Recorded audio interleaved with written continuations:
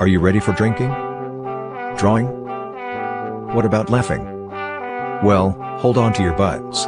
It's the ComX Friday Night Drink and Draw, with your hosts Sizzle and Spedsy, as well as a bunch of Australia's best-looking creators and artists, many of whom have books for sale at comx.shop. Hey, Sizzle, what say we start the shizzle? Welcome to Friday Night's Drink and Draw by ComX. We are here every week bringing together Australia's greatest artists to draw a character created by our week's special guest.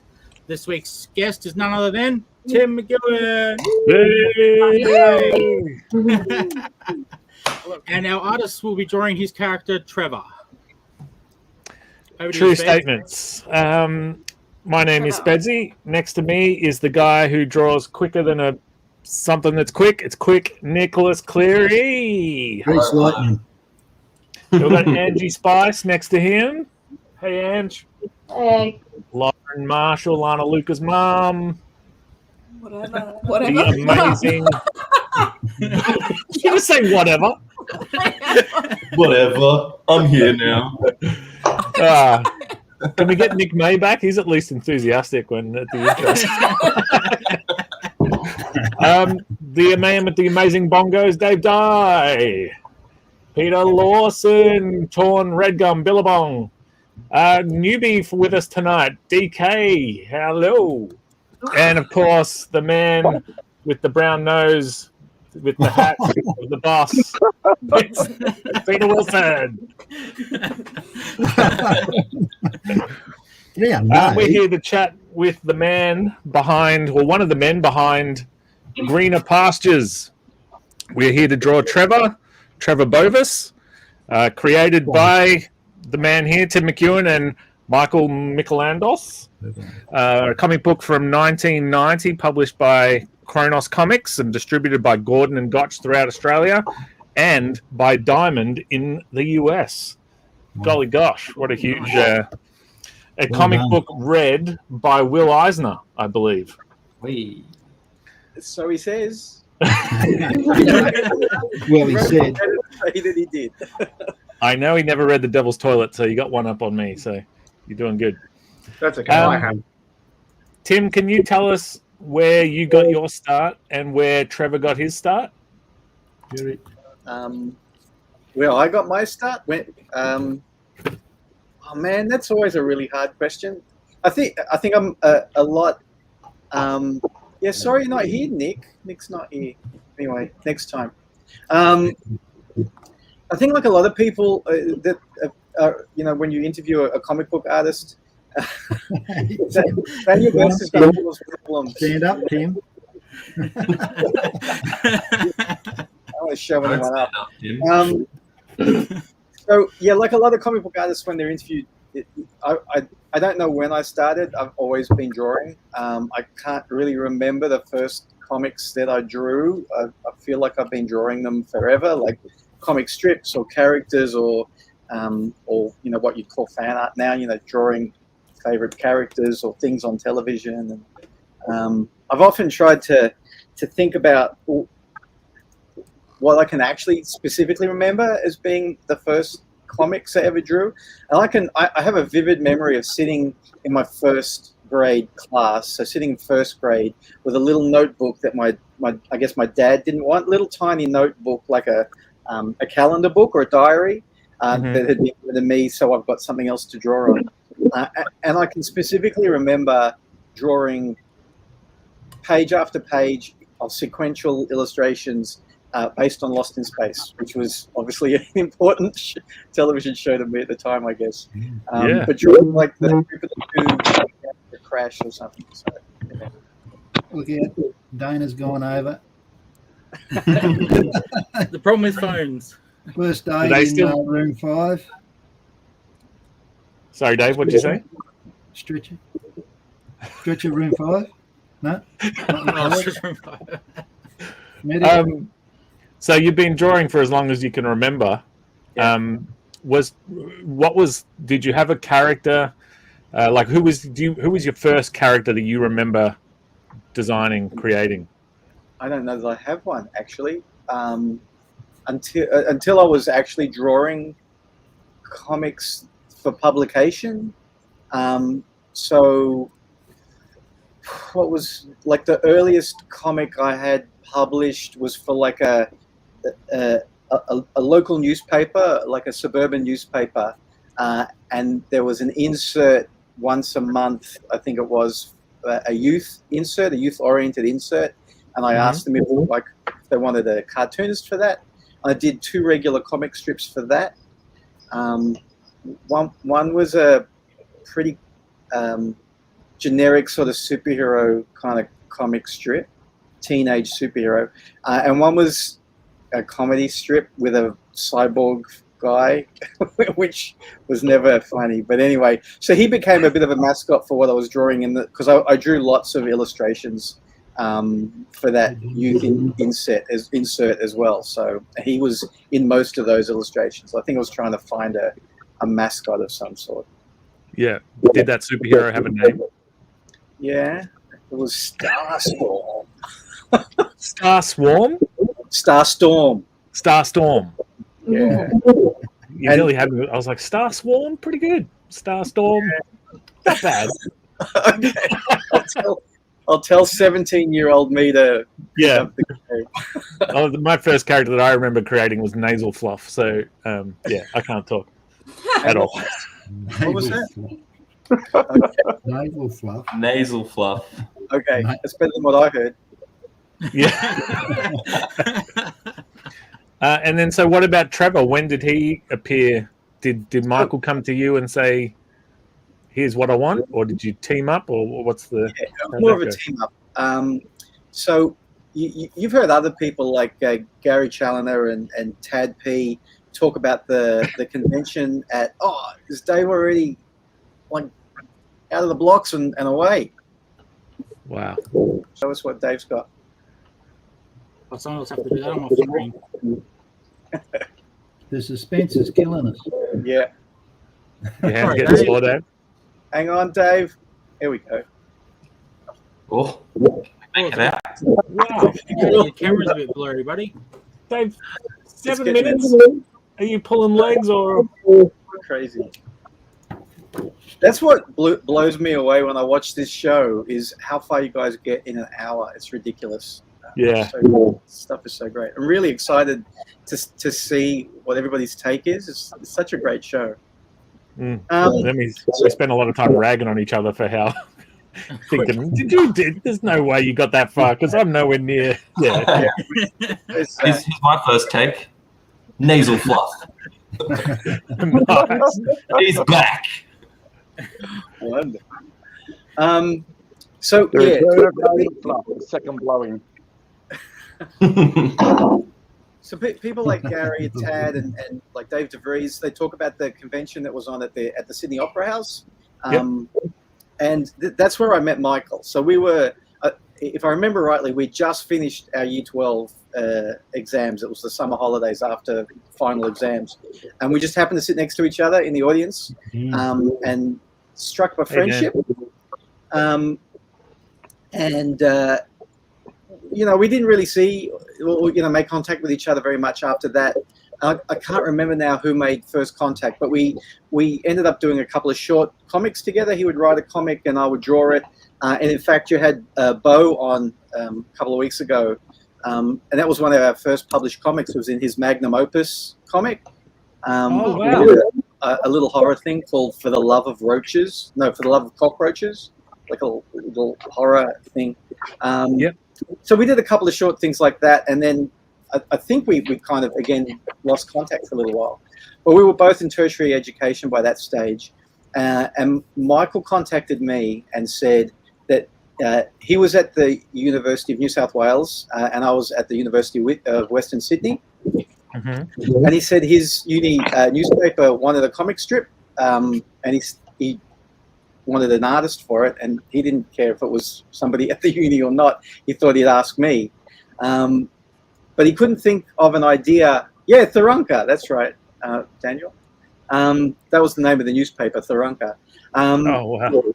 And he couldn't think of an idea. It had to be appropriate to like a university audience, to that kind of age and that kind of sensibility. and the ideas that were being thrown around at that point were not terribly original or of much interest to me as an artist as well. What if an alien comes down and lands at the university and then has to learn about what life is? And it was kind of like, none of that really gelled with me. But at around that time, I went on a farm stay holiday where you stay on a farm for a week or so with a group of friends and my then girlfriend, now wife. And one morning, the farmer took us on a 4-wheel drive ride around the farm, and we were going past the cattle. He had a dairy farm, and they were just all kind of lying under a tree doing nothing. And I kind of looking bored.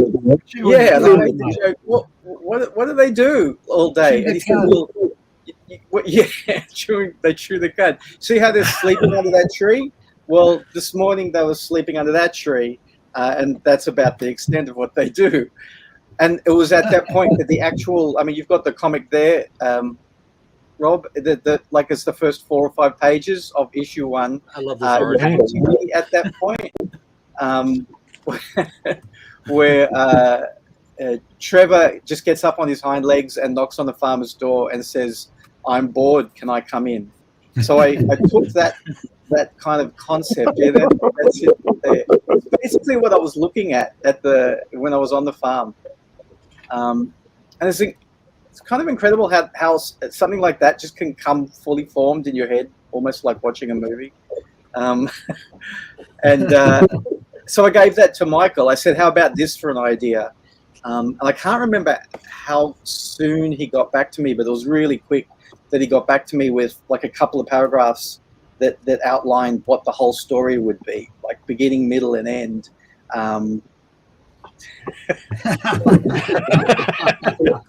Peter, do you know Daniel Best? That was for you, Pete. Peter Lawson, have a look at that. I'll put it back up for Peter.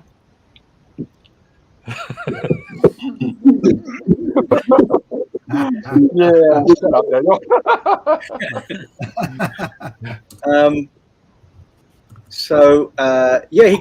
Michael came back to me with the whole story, in only 2 paragraphs, but beginning, middle, and end, which we didn't get very far with.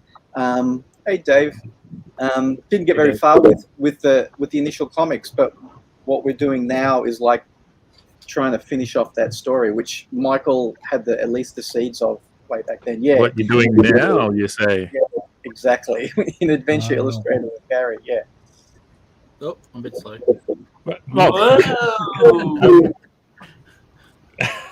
That's what I like about that first issue in particular is there's no explanation as to how or why. And that's something Dave DeVries kind of taught me, was just sort of like, just get like, what was his thing? Like, I wish I could remember he said it much more poetic than I'm about to. He's watching and asking. Yeah, like give the audience some credit and, let them piece it together a little bit. You don't need to give them every single piece of information. Like, where did these human hands come from? This guy stood up and then suddenly... That's right. Why and how? And to be honest, that was really one of the I think the most interesting parts of the comic for a lot of the readers was that they just had to go with the flow, like everybody in the book was going with the flow. There's no kind of explanation for it. In issue number 7, they're in a pub and getting drunk, and you start to see that every so often somebody sees through whatever's happening, can actually see that he is a bull. So there's like a drunk guy who says, "Hey, you look like the bull mascot for my local football team," or whatever he says. And Trevor says to his mate Colin, "I am a bull," and Colin says, "Oh, you're more pissed than I am." So people don't see it, don't believe it, and that's kind of part of the mystique of it all. I think in issue 6, there's somebody that Trevor saves from a fire, and you can see his silhouette, and the guy who's going to get saved thinks it's the devil coming to get him. So he can see the horns, but doesn't realize, exactly what it is. So it was an important part of the story, but it becomes really important in the latest stuff that we're doing now. Yeah, that's them getting drunk in the pub. So Michael had this great idea. The guy who's drunk and sees through him, I think he must be on the next page. And Michael swears to me that he saw this happen for real, is the guy would drink, take a swig out of his pint, and then the beer would run out of his nose back into the pint, and he would drink it again. That's what's happening to him. Michael swears he saw that happen for real. You go to the nicest pubs, mate. Yeah. And that's a real pub. That's the Captain Cook in Sydney. I try to as hard as I can to make everything. It's set in Sydney, so I try as hard as I can to actually use real locations. And yeah, nice. So in other words, Tim, you mean there's no rule. Exactly. Very good. He's quick. Who was that had all the puns in the Facebook post today? Was that Dave or Peter? I can't remember. What's that? Oh, the cow puns. Yeah, sorry about that. Oh, that was very good. Well done. Oh, what are you Well, showing what I want to do is cow puns my natural tuning. All right. Spency steals from McEwen as well as Sexter. Perfect. I try and make all these things come back to me and somehow. Do you I like on your bio about having an understanding wife, and I love that she was there from the very get-go of Trevor. What would be her take on your whole career, do you think? Career should be. That's what her take would be. Career.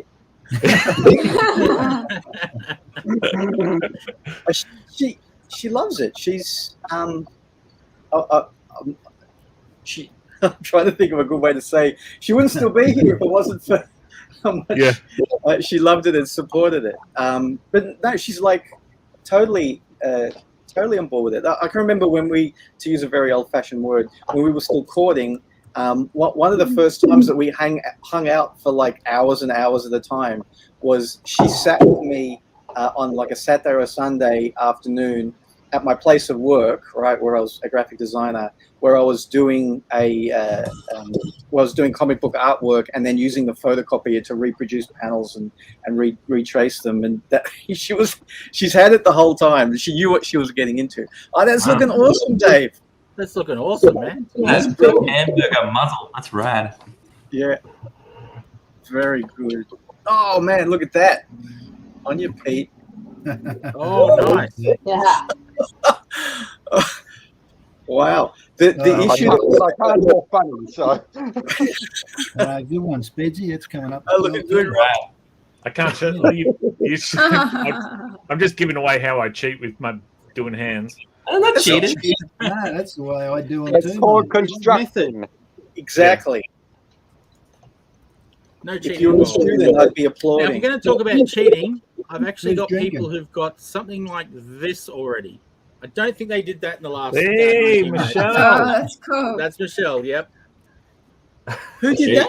If this I'm out of here. Michelle Rich. I hope I'm pronouncing that right, Michelle. I'm going to say it's Le Richer. Le Rocher. That's probably more accurate. Wow, that's like And we got one from Dan as well, her partner. pen and paper, isn't it? Oh, no! That's awesome! Crossover what, with what are you paying them, The ultimate crossover. Yeah, but look, I was saving mine till...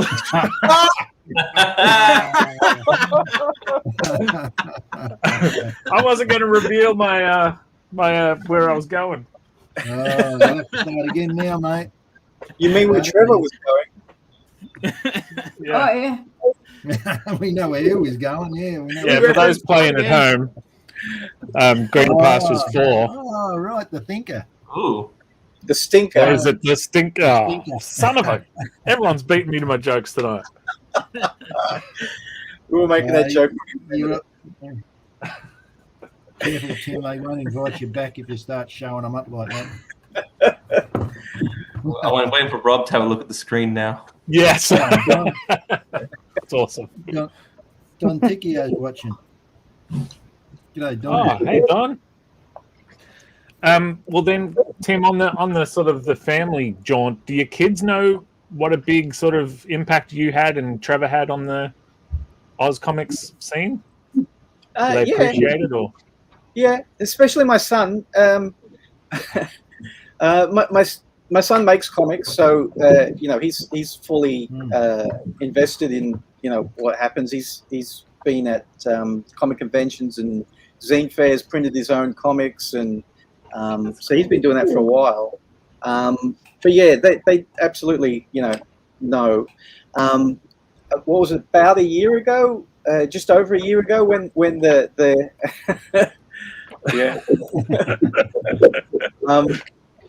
just over a year ago, when the Australia Burns anthology was made, right? Yeah. So Michael wrote a really great short story for me to draw, and I thought this would be the perfect opportunity to see how many of my family members I can get involved. So I penciled it like I normally do, and then my son Samuel inked it, and then my daughter, who's studying printmaking, she's doing her master's in fine arts at the moment, she colored it. That's it, that book there. So that was like the three of us. I penciled it, Samuel inked it, and Annabelle colored it. So yeah, they can't Like, I've had my daughter colour the piece I did for the calendar and a couple of covers that I've done, and how awesome is it to get him involved like that when you're doing something? It's really good. Means you've trained them right, Peter. Now, what sort of page rate did you give your son? I assume like mates rates. I gave him life. That'll do it. He owes you. That's right, he does. He's not watching though, I know that. What do I need to show off, Tim? What page do I go to? Where am I looking? Well, I don't know. What was it called? It's a while ago. It's in your name too, Lauren.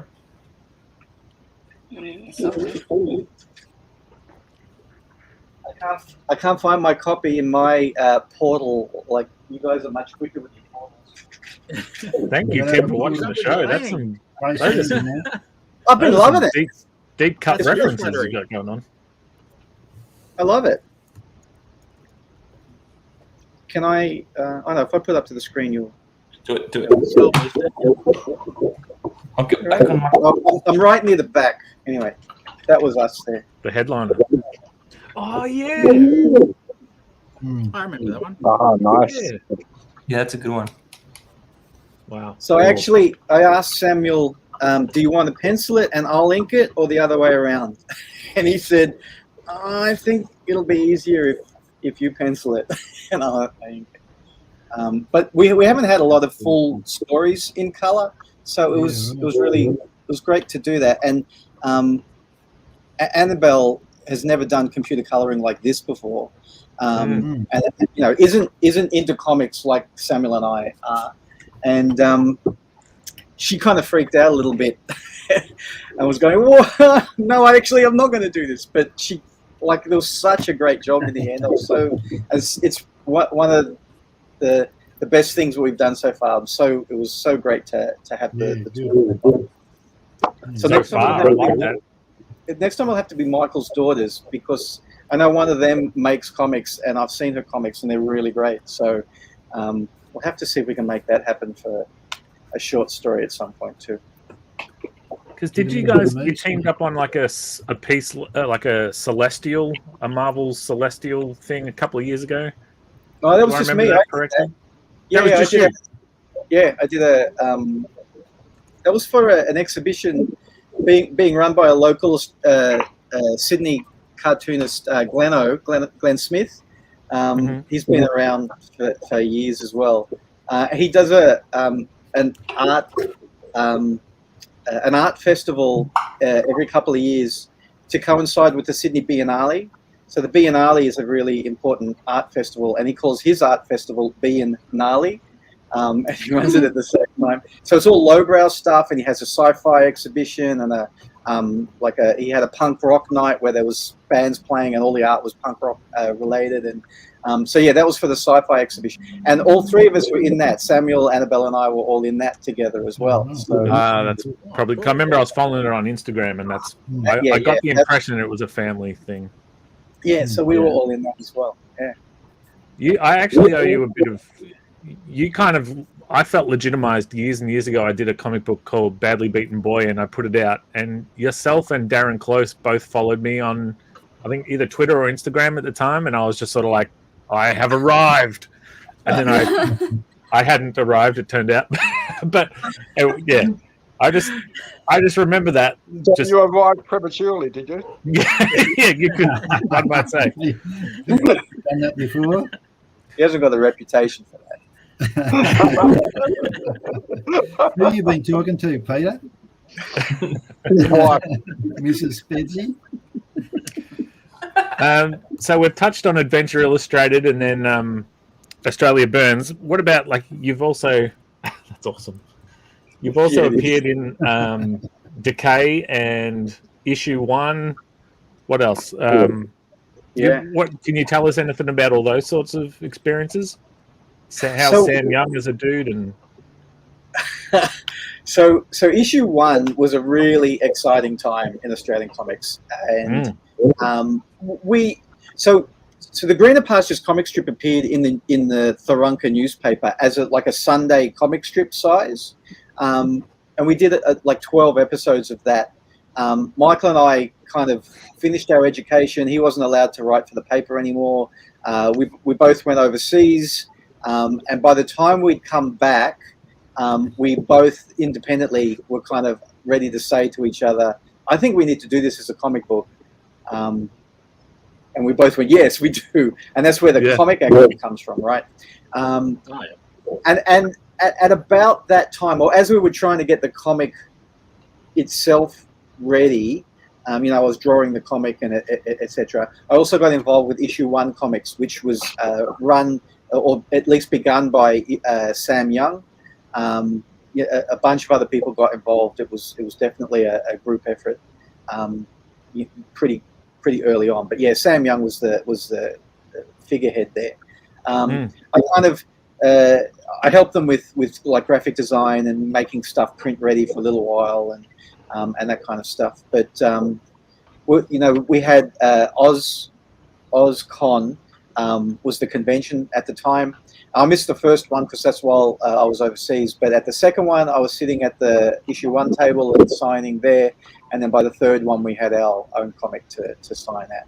And it really feels like issue 1 was maybe not the reason for, but it was really at the beginning of all of those comics starting to come out. There was issue 1, which had Zero Assassin and Cyberswine, and then there was Anthology and Bug and Stump and Hairbutt the Hippo and Greener Pastures and Platinum Grit and all of that stuff. It was all kind of happening at once. That's looking really cool.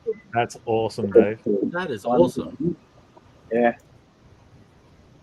I thought for a little while I might try to draw tonight as well, but there's just no way I'd be able to answer a question and talk at the same time. So I'm just trying to relax and enjoy. We'll do what I do. Maybe sketch a little bit before the camera goes live. Just so you... This area of the discussion, all the people down the other end are silent. What's going on up there? Busy, mate. They're diligent. That's a very handsome Tim, Nick. Thank you for that. Well, Here we go. That's the moneymaker right there. Now it's. Who did you say was the brown noser, Spedsy? Sorry, what, Dave? Who did you say was the brown noser? Oh, Peter. Peter Wilson. I am not. He's not. The way I've said Tim, I'm a huge fan. Hey. Wonderful.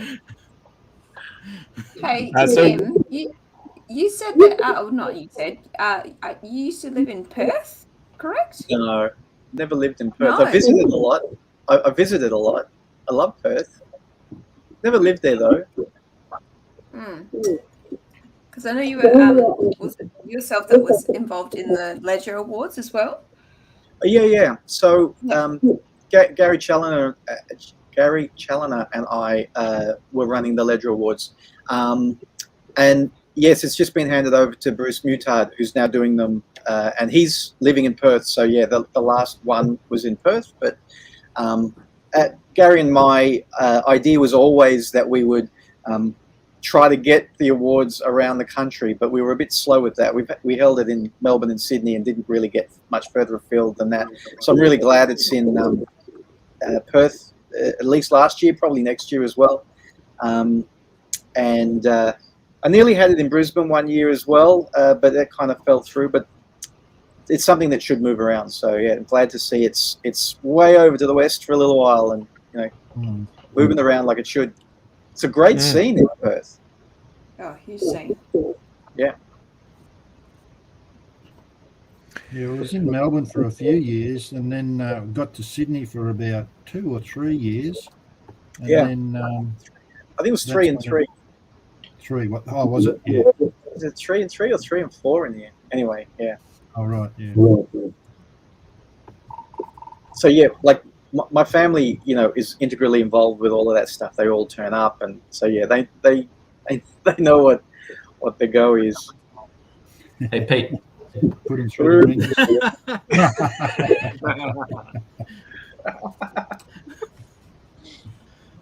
Oh dear, leave Peter alone. Well, what about just to put other people on the spot? Does anyone else have a question to throw Tim's way before I keep hogging the spotlight?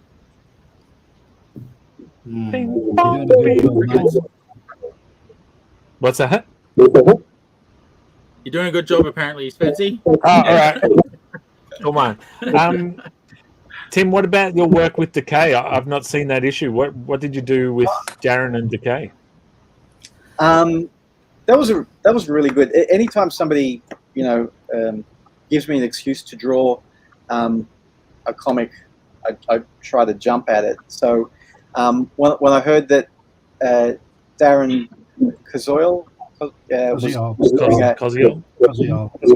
was doing an issue with all of those, like a lot of those people I was just mentioning, I thought that was a great idea. So yeah, we did a little horror, like a psychological horror story for that, which was pretty cool. And we got shortlisted for the there's a yearly horror literature awards in Australia. We got shortlisted in the graphic, the comic book section of that for that year as well. So that was cool. Yeah, I can't remember. Yeah, the funny thing with that one is Michael. If I told Michael that we had, I think it was like 8 pages, and he kind of overwrites a little bit at times, and he gave me like what I would like to pace out to be about 12 pages. So, I mean, if Michael overwrites, I kind of also like to expand upon as well. We're both our own worst enemies in that regard. So we only had an 8-page allocation. He wrote something that I thought would probably take up 12 pages. And then Darren said, oh, actually, I can only give you 6 pages. So I had to take this story and try to compress it. But wow. It was actually a really great challenge. And it's forced me to stop, using lots of big panels for no real good reason other than I like to draw larger panels. So I pulled out a bunch of what's that? I don't get that. That's some Halloween. Of course, yeah. So yeah, I had to pull out a bunch of like old Will Eisner Spirit issues because he packs in like so much story in 7 pages, and I just wanted to see how he did it, and that was a big influence on how to try to compact. So what was probably the opening 2 pages or 2.5 pages, I was able to put onto the first splash page and still make it feel like it was not cramped or anything. So it's good to have these limitations sometimes, I think. Yep. Did you feel your art getting better over the course of the Greener Pastures run? because it definitely reads that way. Yeah, I absolutely did, and I had a reason to scan them all recently, because I just had to show somebody, via a PDF all the work, and I just had never scanned them. So I just scanned the printed pages because the original art's too hard to get to at the moment. And I got to the end of that issue 7. I'm going, we were really hitting our stride, like Michael and I both. Issue 1, if you look at the first issue, I've got word balloons that are covering up half of heads, and it's terrible. It just makes me cringe. Well, especially you call it out on the inside cover. You've got, there's like a what would you call it? Not a letter to the editor, but like an introduction-y sort of thing. And it's like, check out the balloons over people's faces, and I'm like, all right. How do I let that go? Like, it's just crazy. I knew at the time it was looking terrible, but you would have been lettering on the page then, Tim, wouldn't you? Directly on the page. Yeah, and I still do. Yeah, good. It's all on the page. But there are parts of that first issue that I still think look great, and I don't draw in that way anymore. There was heaps of Letratone or Zippertone, whatever you want to call it, mechanical stick-down tone, which I just don't use anymore. But it really, I thought, really added a lot to those pages. And most of you probably know that if you're publishing at a certain size, you normally draw your artwork at like 1.5 the size at 150%. So that's how I draw now. But that first issue, I drew at 200%. I drew it really big, and it just took forever. And it wouldn't fit my little desk at home, so it would either curl under the desk and onto my lap when I was drawing the top, or it'd curl up and over onto the wall as I was drawing the bottom. Peter, that's one mean bull. Look, it's looking awesome. He don't take no bull. That's right. Is that a durry in his mouth, or is it a straw of Yeah, that's exactly what it was like. Yeah. Part of the fun of reading Greener Pastures is the intros in the front, but also the letters in the back. And especially in the later issues, they're from all over the world. Well, especially America and Australia. What was that like, having your book released overseas? It felt legitimizing, right? It felt like if you have to send it to Diamond, or at the time, I don't know how it works now, you had to send it to Diamond distributors and say, is this okay, guys? Will you take this? And, they took it, and you have to stay above a certain distribution level for them to keep taking it, and we stayed above that. It's kind of a rule of thumb that whatever your the orders were for your first issue, it would halve by the second, and it would halve again for the third, and then hopefully level out at that point. Now, again, I don't know if that's how it works nowadays, but we certainly halved for the second issue, but it leveled out, and we had the same. And in fact, it started to grow a little bit by the time we got issue 7 off. So that's good, mate. Yeah, excellent. Yeah, it was legitimizing, and we if you want to hear about international fans, that we had with the very first issue, somebody who was in Australia from the Guernsey Islands in England bought a copy of the first issue, and liked it so much that by the time we were publishing the second issue, we had a postcard and a photograph from this guy once he got back to the Guernsey Islands that had the photo of the front cover, different to the one you've got because that's the second print.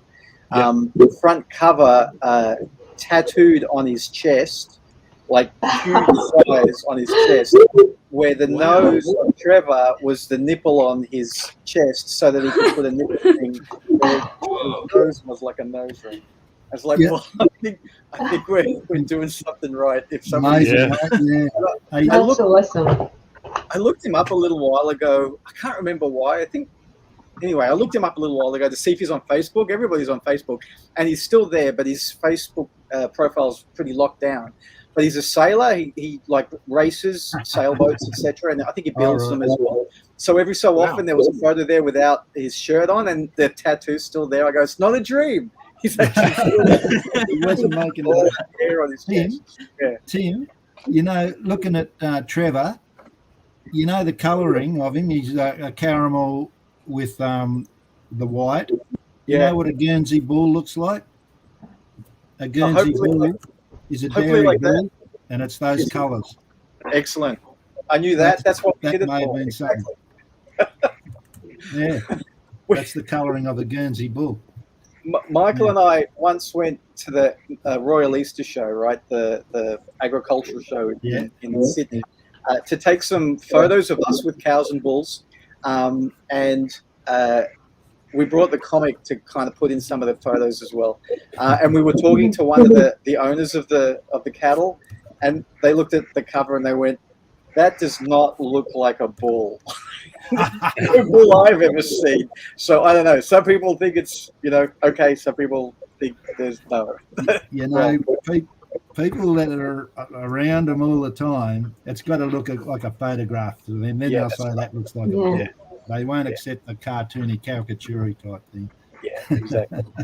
But I think at the time when I was designing him to begin with, I was looking at real cows and bulls for reference, and but I know at some point I just started to amalgamate, and we call him a Guernsey stud, but I don't even know anymore if that's what a Guernsey stud looks like. But yeah, well, I'd say that's what to me. Well, the colouring is. Yeah. Cool. This Jersey bull is, we won't get into all that yet. Jerseys and Guernseys are quite close. But that's a different show, Dave. That's cowards. I'd never heard the term Guernsey stud, so it looked exactly what I thought a Guernsey stud was meant to look like. So, and during the Spanish Inquisition, they were all yellow.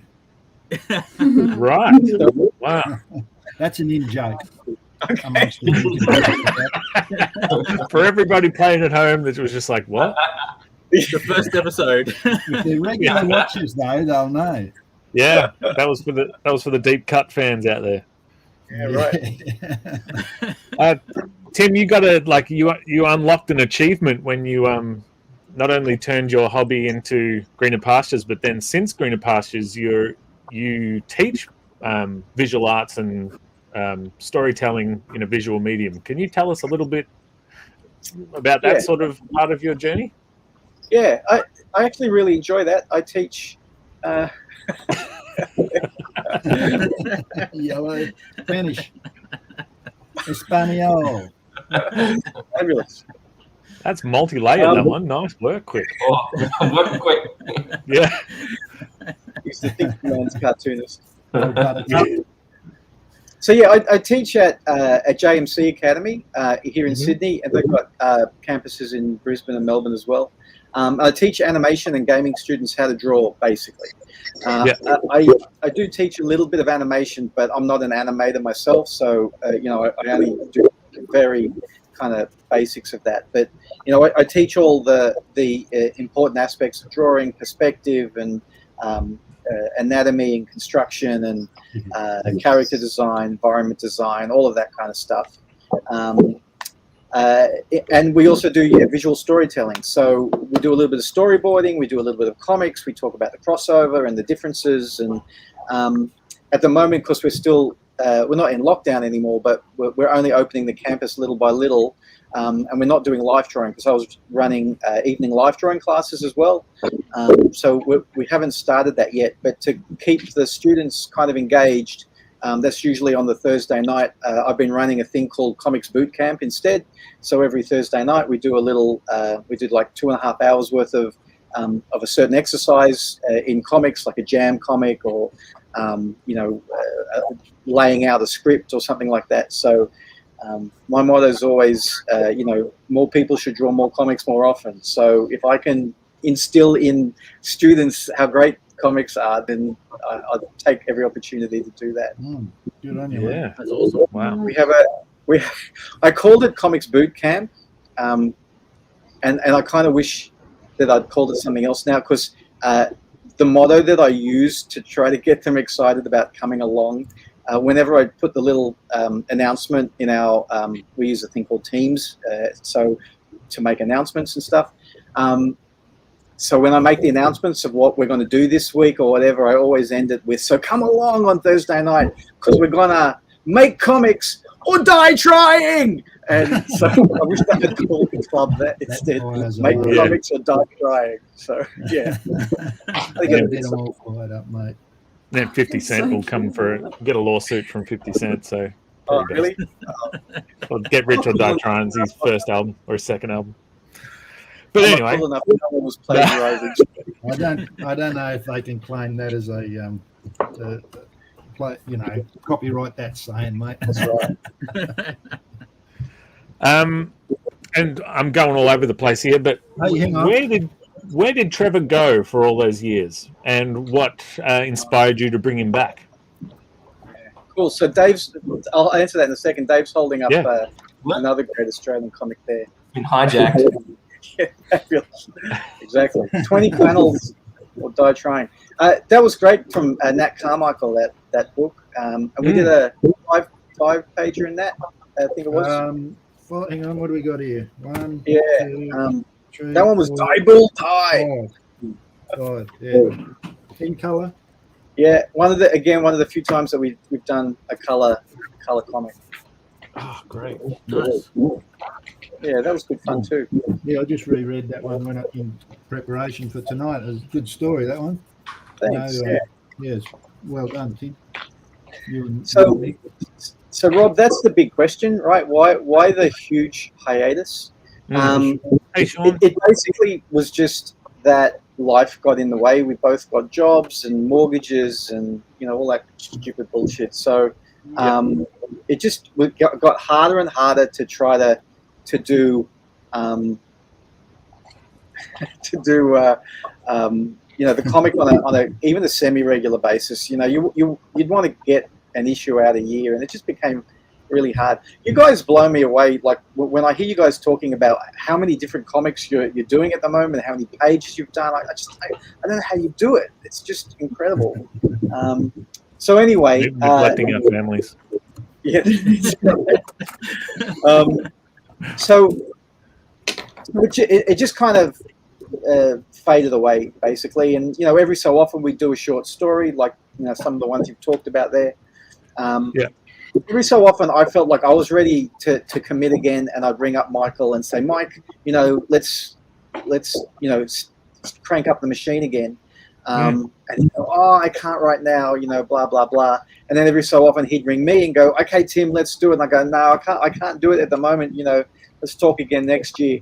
And that went around a few times. And there was one point where Michael said to me, because it had been going on for so long, he said, the stories that I wrote back then were about, people in their very early 20s.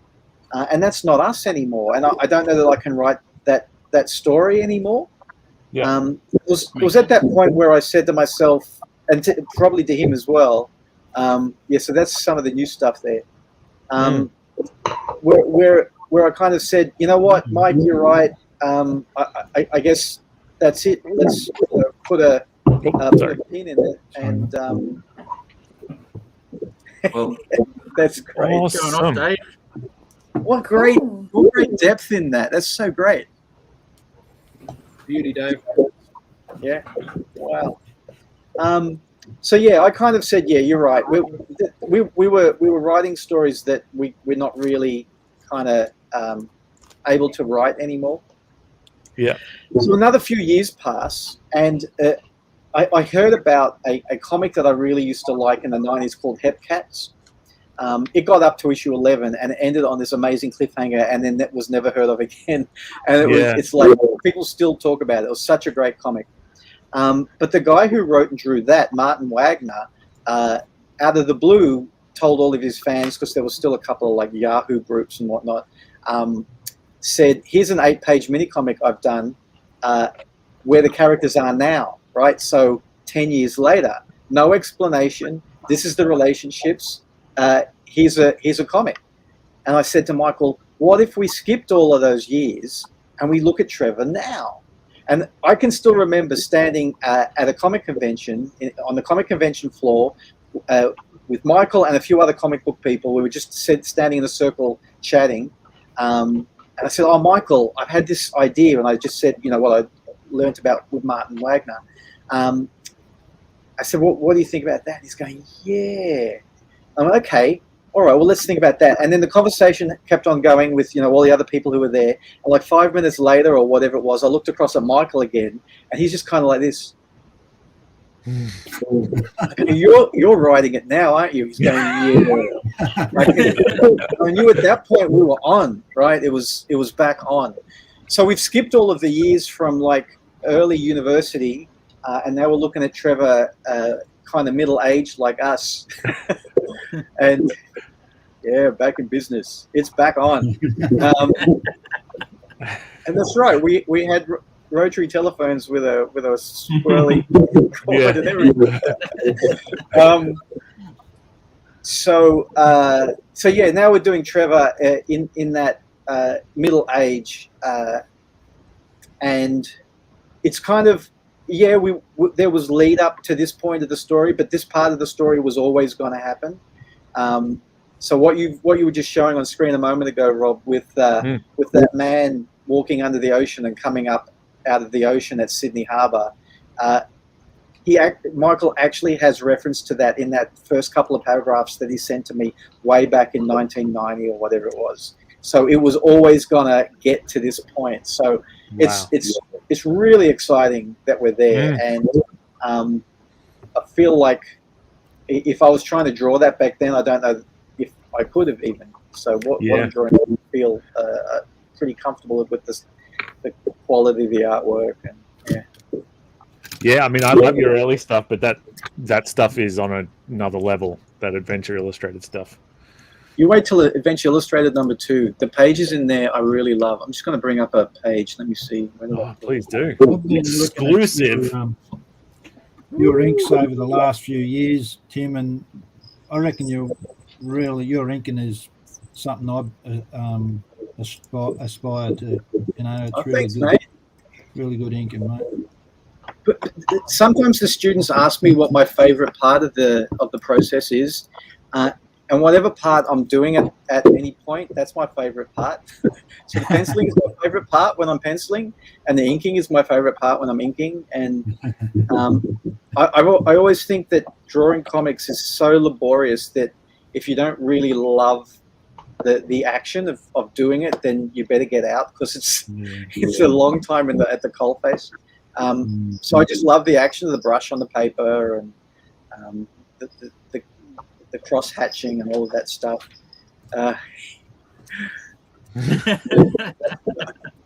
Yeah, exactly. Horn damage. We all go through that. Yeah, I've had some horn damage over the years. Don't you worry. Yeah. All right. So, am I able to share my screen? Let me see. Yeah. Yep. I just got to bring you up once you do.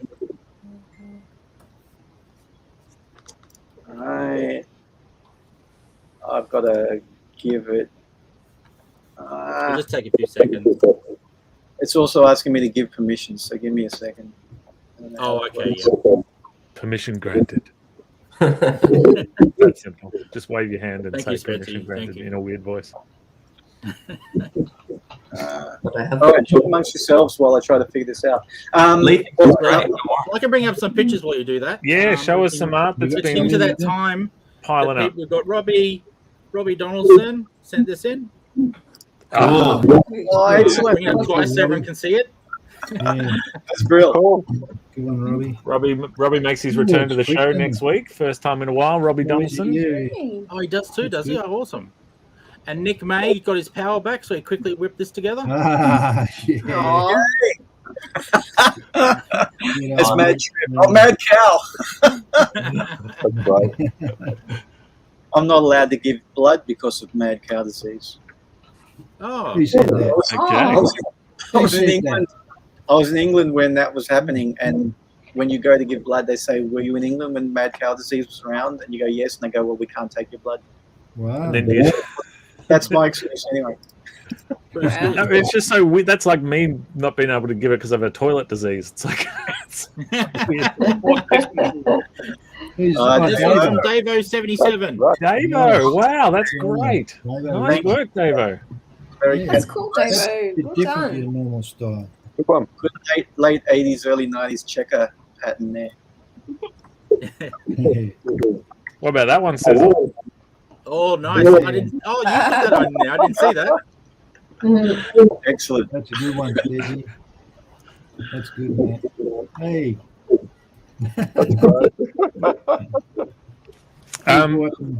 One of the things we do on the show at this time is we decide. Well, it's not up to us. It's up to Alex Major's brilliant work as to who is the hottest on tonight's show.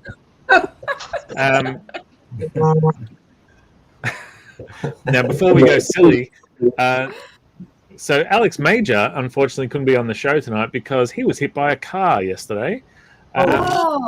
Yeah, in hospital. Buddy. So this is Alex in hospital with a drip in his arm, and I sent him a message and I said, "So we're not going to find out who's the hottest tonight," and that's him drawing on his phone while in hospital. It's all right. So a huge get well to Alex. We hope you bounce back. I'm so impressed that he still did. Yeah. So let's find out who's the hottest. Oh, I did it just for you, Yeah, right.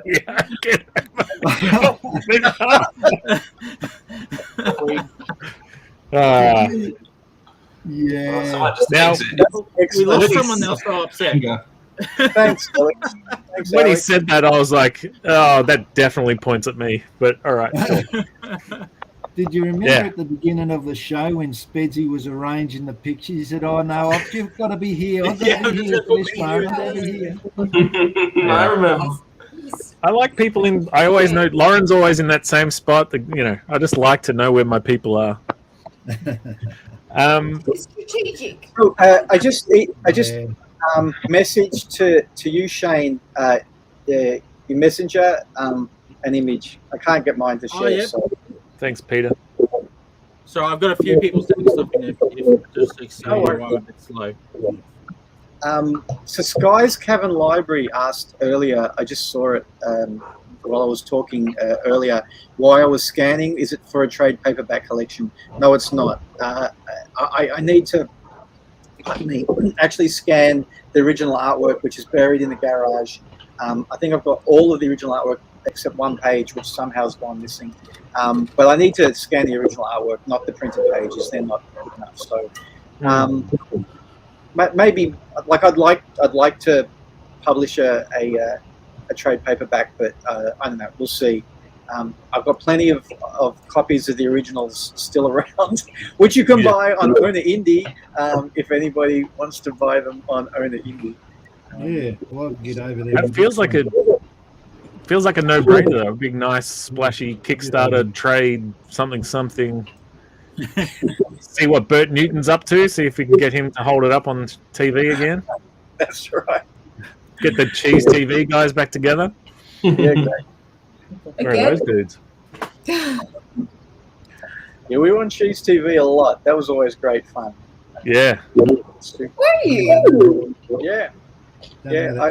Michael and I were on a couple of times, and I was on quite a few times. Anytime that the comic convention, OzCon, I'd kind of just send them a message. I don't know, it was email invented then, I can't remember.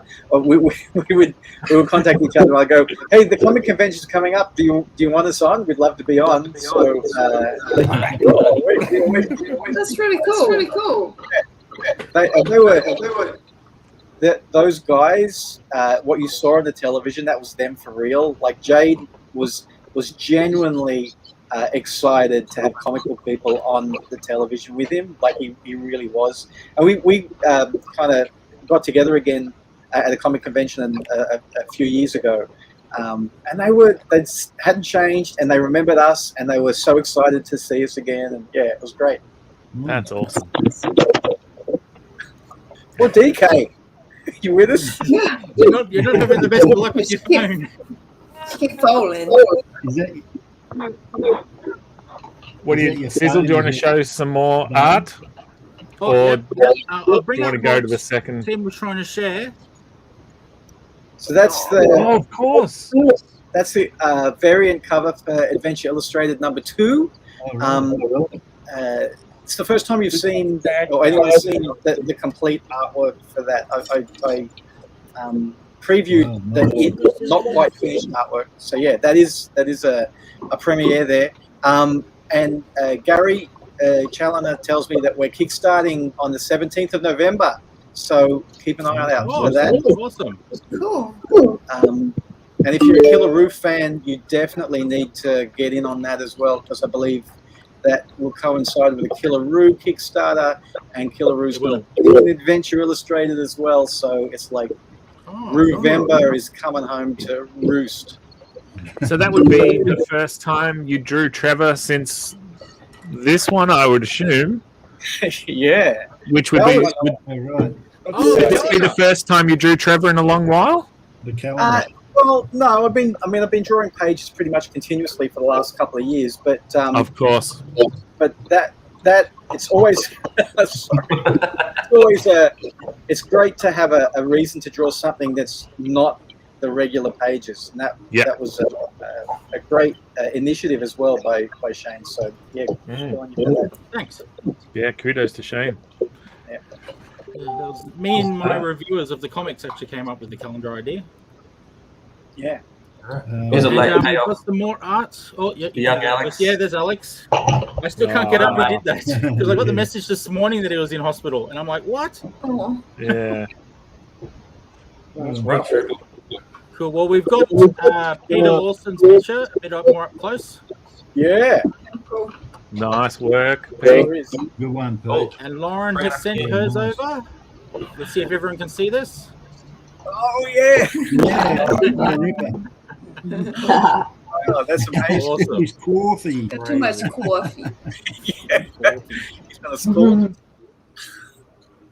Brilliant work. Well, we might throw it to the second half of the show. Sizzle, what do you reckon? Yep, I reckon I've run out of art. Yeah, all right. What a great show it has been so far. How about those thrilling tales from... Insert guest name here. Now we throw it over to you, the audience, and your questions. It can be a question for... Insert guest name here. Or anybody on tonight's show. Let's hear them. Yeah, so this is a perfect time for people at home. If you have a question for Tim or anyone else here, please send them through now, because we would love to have more content that I don't have to make up on the spot. But I'll start it off. DK, I chose the worst time to bring it. Would you be down to maybe tell us a little something about yourself, just to introduce yourself to the people? Who are you? Yeah, I make comic books, and my first comic book was and recently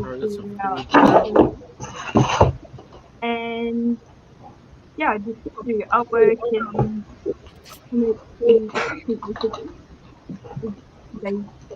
Oh, nice, Dave. It looks pretty mad. That was your first wicked. one, wasn't it, Dana? yeah. And do you have a website where people can grab your books from? Yeah, it's thecolorstudios.com, and my other socials is thecolorstudios. Okay. Cool. Could Well, you we put might- that into the private chat, and I'll put that onto a banner so everyone can see it.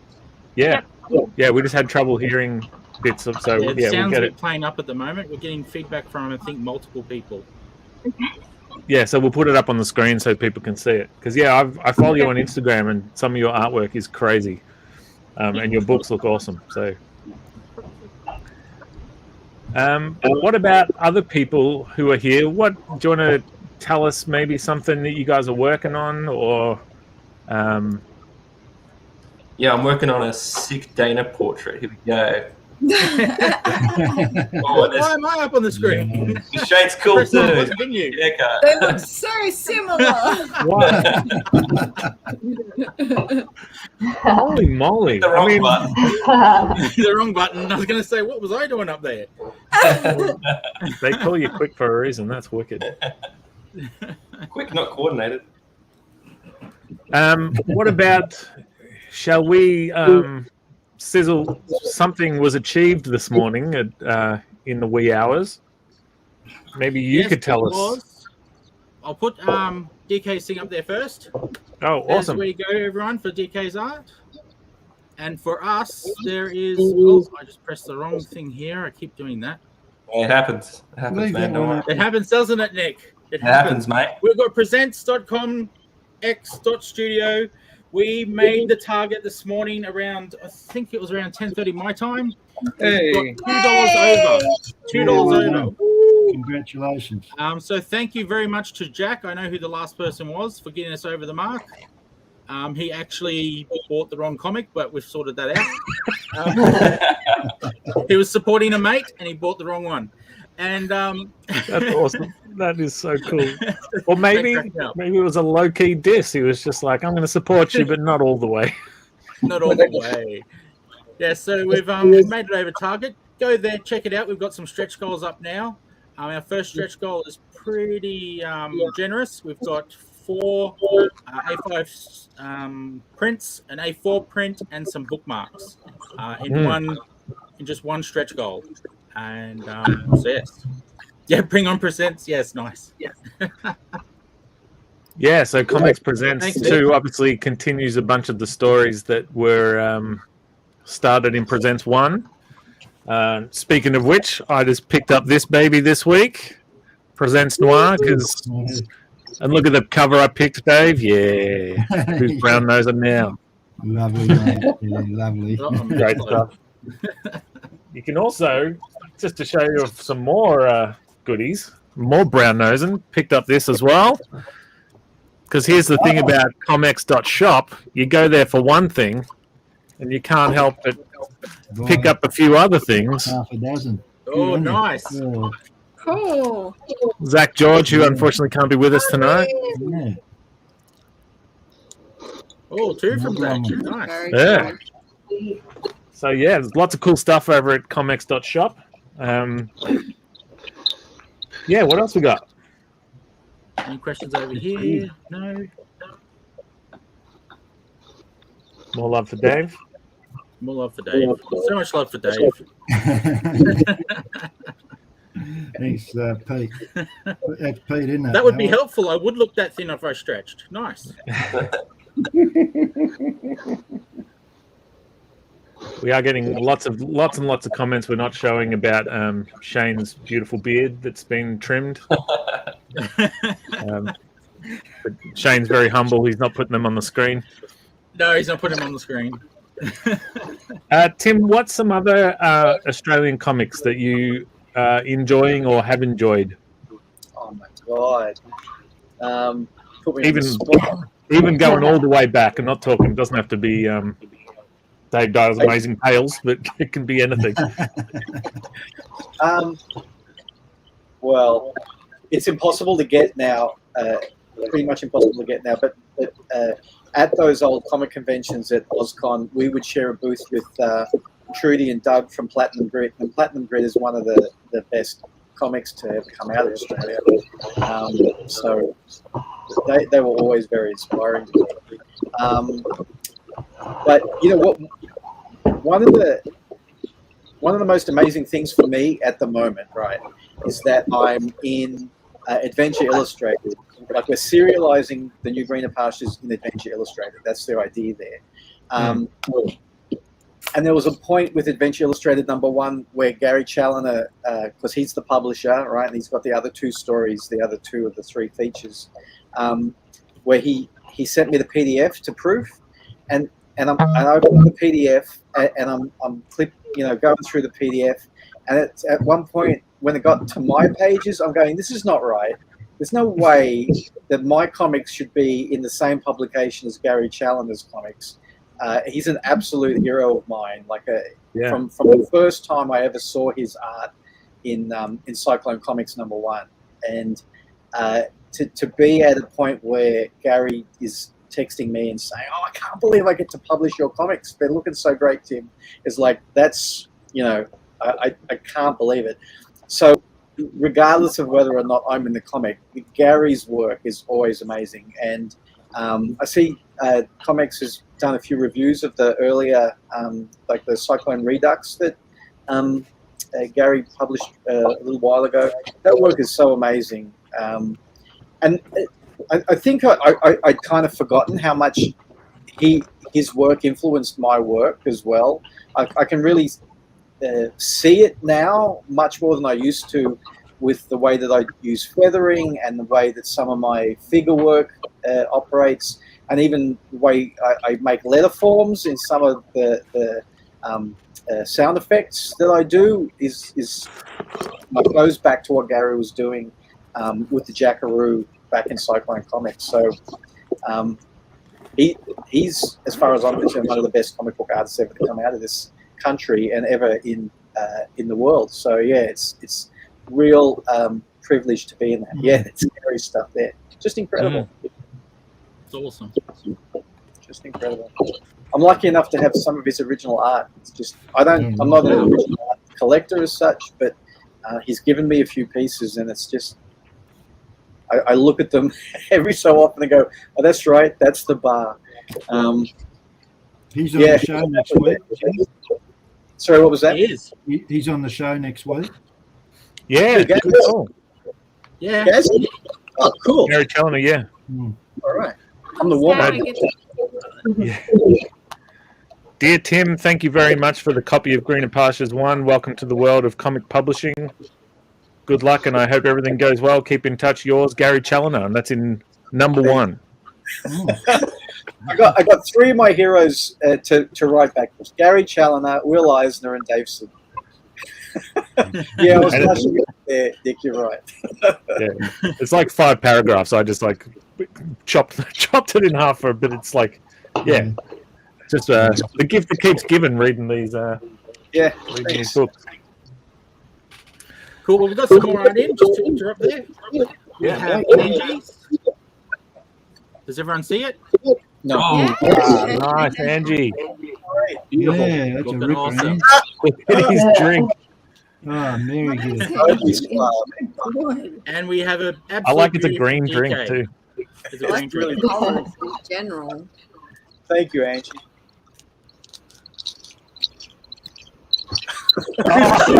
Yeah. Yeah. Awesome. Yeah, Dana, isn't it? Who did that? Dana, yeah. DK. Dana, yeah, very The good. shoes are awesome. That's awesome. Wow. So we're at the hour mark. We've got one person to pick on here, and he looks like he's diligently trying to finish. Well, what, He's smiling because he knows who I'm talking about. How you doing there, Peter? Bit of a silent assessment. While you're waiting, you can look at mine. I do have a question for Tim. If that buys him a couple of Ask minutes. away while Dave's pictures up. That's brilliant. One question. Yes. So Love the shadows. have you read anything the Black Sad series at all? I think I've mentioned a couple of episodes before. Yeah, it's a like real animalistic human Yeah. hybrid. There's a Black Sad sort of vibe in this too. Yeah, like, do you get like a little bit of inspiration from that? Wow, that's high praise. Thanks, Lauren. I have seen it. I haven't read much of it. The work I've seen is just incredible. It's like so beautiful. He's an animator, I believe. You know, and animators are usually like such great artists because they have to draw quick and lots and often, and it really comes out in their confidence of line. And you know, so his work's amazing. I haven't actually seen enough of it to influence me, and to be honest, I really should. I should have a bit of a study of it because his work is just incredible. So yeah. Yeah, there's a lot of emotion, and you're right. Like in terms of animation, I did animation myself, and converting that into panel work, having that fluidity. Sorry, I should say, in terms of movement and emotion and non-verbal communication is huge, and people who nail it. It's incredible, and this guy does it really well. Yeah, and that's again working with Michael. I'm really lucky. He's really happy as a writer to write the plot and what has to happen, but happy for me to to do the acting on the page, you know, and not fill it with lots of words if it's not necessary. So we try to do as much storytelling visually as we can as well. So I try as hard as I can to make the acting happen, you know, via facial expression and body language and all of that stuff. So I've got a copy here of Black Sard, and it's, you know, amongst another 1,000 comics that I own and haven't read yet. So, you know, one day I'll get to it. It's good political issues in there. It kind of touches on a lot of things. So I think you'll enjoy it. Oh, cool. All right. I'll move it up in the pile a little. Yeah. You're talking Enough time, was it, buddy? Yeah. Yes. Awesome. All of the milk. Nice. It's great. Like the Now lean in and show off that badge. The other way, that's all right. Nice. Oh, yeah. I was wrong. I brought a badge maker, making my own. Right on. Nice. This is one of the duds, so I get to keep it. Well, I'm just trying to wrap my head around a bull drinking milk. I'm just wondering if it's what's the human equivalent. when they're young, mate. We do it. Yeah, I do it guess when they they're do. young. Yeah, right. All right, good. Not as weird as I was first thinking. It is. They're mammals. I think in issue 2, Trevor eats a burger, and then That's right. you know, Yeah. and he didn't know what was in it. He was just like, "Oh, this is nice and warm and whatever." And then the lady explains it, and Yeah, he thought it was food for cows, not food from cows. yeah, that's right. Yeah, that's awesome. The truth is stranger than the fiction, mate. Yeah, right. Some dairy cattle actually do get fed meal, which is a meat extract. Wow. Oh, okay. I did not know. Right. You don't want to know. Thanks, Dad. Just don't kill the cows. We're now in the depressing portion of the show. Yeah. So they're What do you reckon, cannibals. Rob? Next section? Yeah. All right. Let's Ready? roll. This poor person is looking through the newspaper for info on what projects our artists have been working on. And this lost individual is using a map to find where she can follow our artists on social media and buy their books. How about we save them the trouble and just tell them? We call this next segment Shameless Self-Promotion. All right, Sizzle, take us away. Well, my shameless promotion would have to be Presents. Presents Kickstarter, that is, sorry. So, and I'm in the wrong place to bring up my own banner. Oh, dear. Spency, let's go to the section. I'm not ready for the section. I'm not ready at all. I was looking at other things. Okay, yeah, so we've got the Kickstarter that went to hit target today. Hopefully we can get into the first stretch goal, which is $2,000 for the prints and bookmarks. After that, we go to badges, which are for that match the covers of the comics that you buy. So if you buy all 8, you get all 8 badges. If you buy all 4, you get 4 badges, and so forth. You get to choose the covers with most of the choices as well if you're just getting one. So you'll get a matching badge if we get to that target. So that's our stretch goals that have come out. They're at the top of the Kickstarter now, so you can see them when you first hop on as well, because I thought they're the most relevant thing. So the Kickstarter, there's always the shop, ComX.shop, get everyone's comics. Someone's dog is apparently for sale on the shop. That's mine. And, Yeah. We run a professional operation. Yes, I do. And yeah, so that's me. How about you, Spetsy? Yeah, so all my stuff is at psychojanitor.com. I do a book called Vamoose, which number 3 is in production. It's about to drop soon. You can also find my stuff at ComX.shop. Got a bunch of books there, The Devil's Toilet being one of them. Do you mind, Sizzle, I just thought of this, if I just show people a trailer for something that me and Dave Dye have going on? Yeah, sure. Just bear with me. Whoa, that's my dream team.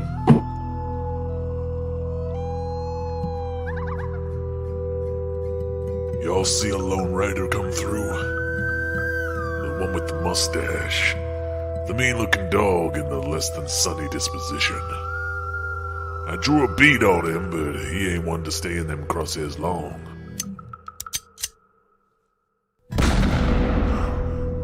They say the buzzards done followed him over 100 miles in one day. And it ain't because he was dying. It's because he left death in his wake. Calls himself Rick McEwen. And they say he's the second fastest gun in the West. Stories about this man are quickly becoming the thing of legend. But you just have to read that for yourself. Coming soon to Reverie Publications. Issues 1 through to 5 of Rick McEwen, the second fastest gun in the West.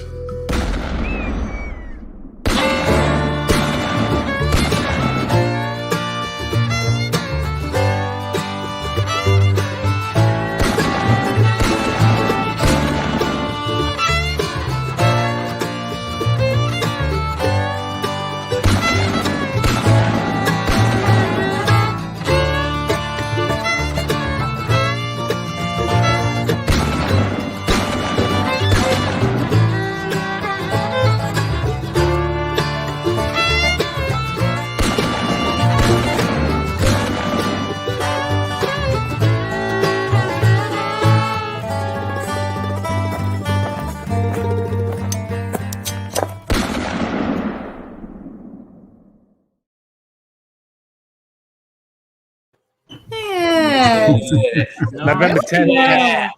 Oh, cheers, Pete. November 10th on Kickstarter. Yeah, that would be cool. Stuff from Dave Dye, stuff from myself, and a bunch of other cool peeps. Do it quick! I'm still just impressed by what I just saw. Other than that, I'm just working away on my book, page 74 of 80. So when nearly there. When Budgie's done, I'll be pushing hard. Don't you worry. Nick has a cool marketing strategy where he says, "Don't buy my first book until you can buy my first and second book at the same time." I was like, "Can I buy issue 1?" And you're like, "Yeah, but issue 2's coming out, so just buy them both at the same time." I'm like, just assume I'm getting both. All right, not pushing away. Angie. So I've just released a new series. It's on Webtoon, so anyone can read it. If you go to my Instagram account, Angie Spice Art, you can find the link in my bio, so check it out. Apart from that, I've got my comics from Korea, my comic series, available on my online store, so just type in angiespice.net and you can find my stuff there. Yeah, that's about it, really. Sure. Awesome.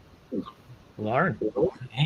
So, I am doing not much. Just work has been insane.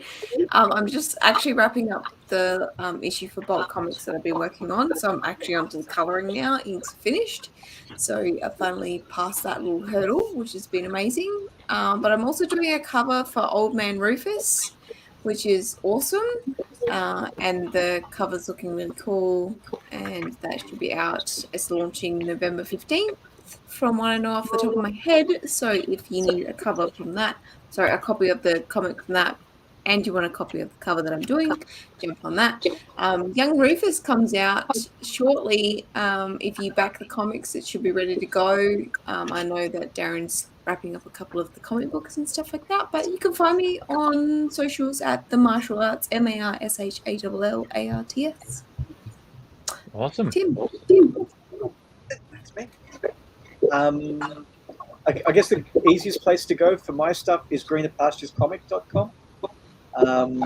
But I have a link tree on most of my socials, which will link you to everything else, including tonight.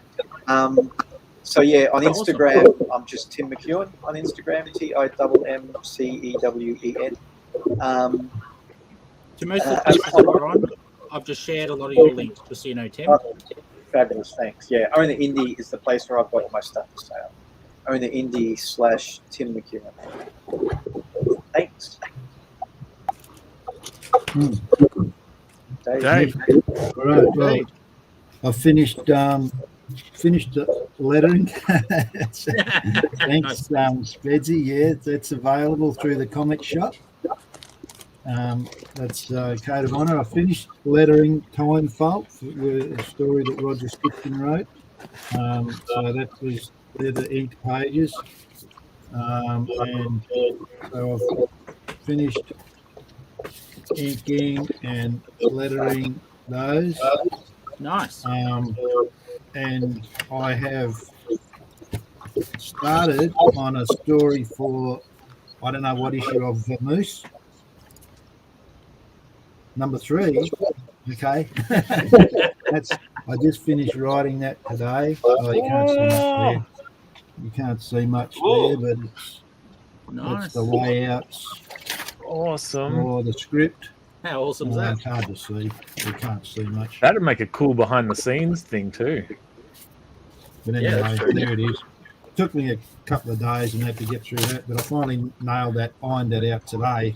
So I'll start working on that tomorrow probably. It's drawing the finished pages. So yeah, that'll be the next thing I'll be talking about over the next week or so. That's it. Peter Lawson. How you going? That's nice. Speedy's all prepared. I got to start doing this. Yes, that's there we go. That's the comic I work on now. Issues 1 and 2 available through Referee. Issue 3, I am putting finishing touches. Probably by the end of next week, the pencils for issue 3 will be finished, and then on to issue 4. Awesome. Sweet. Dana, what are you working on? I just got out watching my commitment in the series.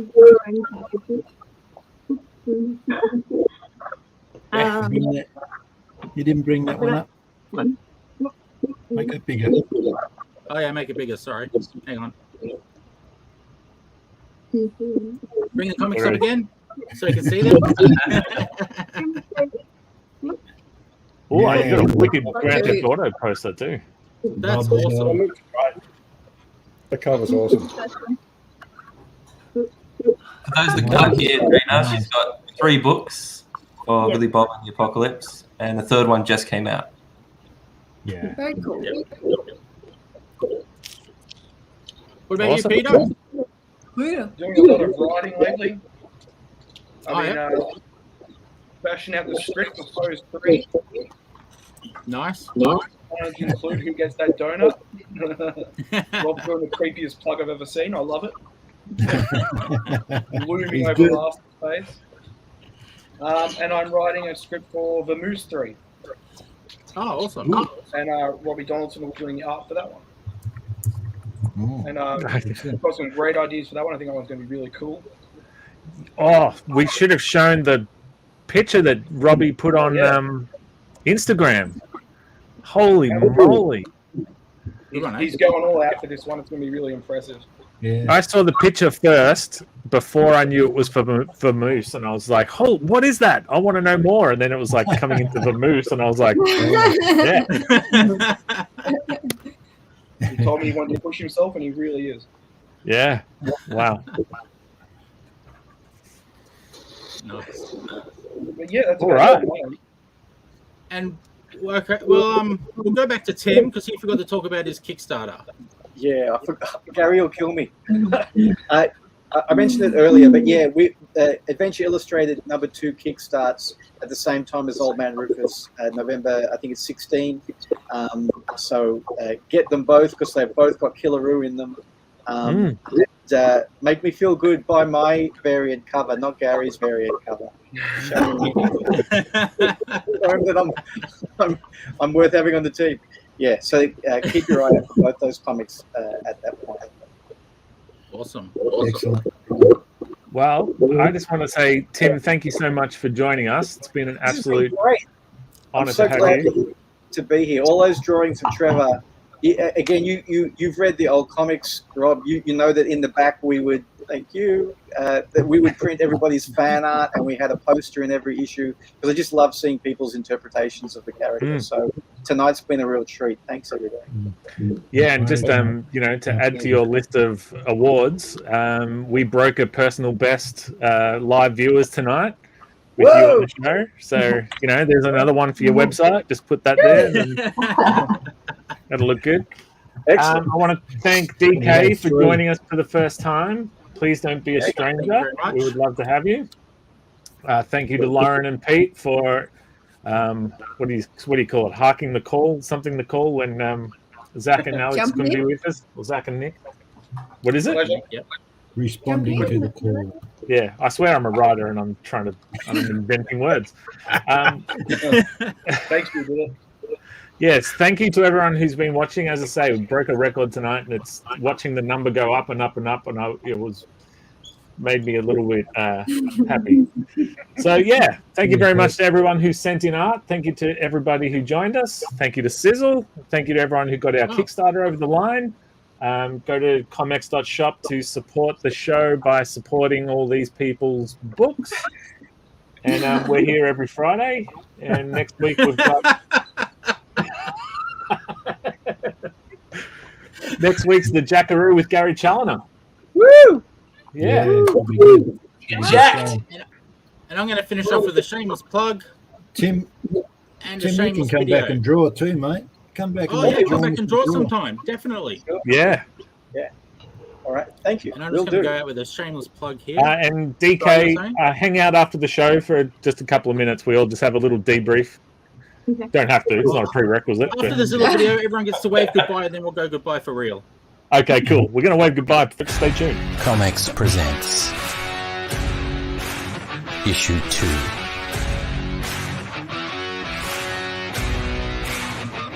Two brand new anthologies continuing on from the success of Issue 1. Full of action, comedy, mystery, dark tales, and crazy shenanigans. 8 worlds, 2 books, 48 pages. One chance to make them yours. Rob had a turn, so I had to have a turn as well. Yeah, thank you. Morgan Quaid put that together. Morgan Quaid put that together. He's a Yeah, he's a good Thank fella, you, Morgan. isn't he? Morgan, good on you, mate. I paid him with the whole hat. A whole hat. Well, let's start waving, I guess. Yeah, start waving. Good night, everyone. Thank you very much. And thanks for having me. see you next week. See you all later. Well, we drank, we drew, we talked nonsense. Now it's time to say goodbye. Don't cry, dry your eye, for there are many cool comics you can buy. ComX.shop is full of comics from a bunch of the creators you just watched. Amazing Tales by Dave Dye. The Devil's Toilet by Spedsy. ComX Presents featuring Ed Kearsley, Tony Manzi, Duncan Pranavicius, Peter Wilson, Lee Chalker, Zach George, and so much more. The list is longer than this outro. See you next Friday for more drinking and drawing. Alright Sizzle, press the button. Sizzle? Sizzle, press the damn button. Sizzle, you turkey, press the goddamn button. What are you waiting for? Sizzle, don't make me come over.